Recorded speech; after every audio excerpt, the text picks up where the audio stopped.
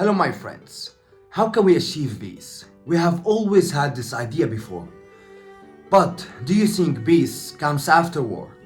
Let me tell you in a simple way what's going on in Sudan. In Sudan, a military operation has begun between two parties. One is called the Rapid Support Forces, RSF, and the other is the Sudanese army, leaving innocent children and civilians caught in the crossfire. Well, each side accuses the other of being responsible for the violence and the aggression. The RSF is known for committing mass atrocities. Well, it's a long story, but it was established during the term of the former President Omar al-Bashir to quell rebels. In no time, the RSF gained legitimacy within the government and independence within the military.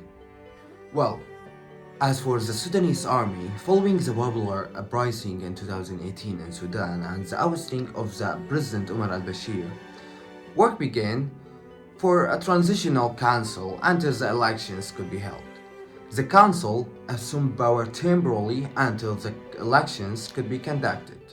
The crux of the matter is that everyone is vying for power, with little concern for civilians. The situation is very precarious that could escalate into a revolution that could snuff out the spark of the Sudanese revolution of 2019. It's really terrifying to think about what could that mean for the Sudanese people who have already endured so much. We must not forget that behind numbers and policies are real people who are suffering, and innocent children are caught up in this conflict, and their future are uncertain. Despite Sudan's abundant resources, the people suffering from poverty and unemployment. The poverty rate reached approximately 46.5%, and the unemployment rate stood at 19.8% in 2021. We must support the Sudanese people and help them to find a way to peace.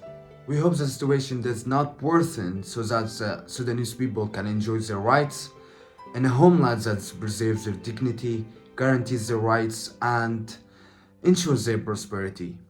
Now, do you think we can achieve peace without violence and war? And what do you think about the violence in Sudan? Do you think could be potentially escalate into a revolution?